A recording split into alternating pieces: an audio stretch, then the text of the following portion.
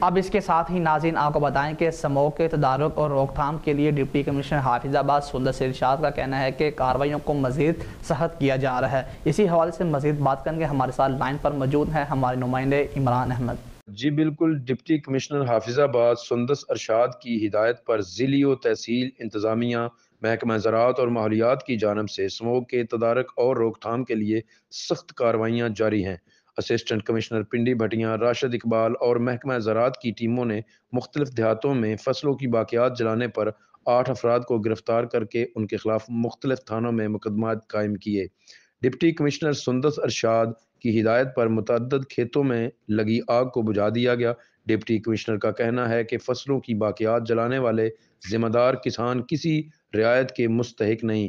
انسداد smog act کی خلاف ورزی کرنے والوں کے خلاف کارروائیاں جاری رہیں گی۔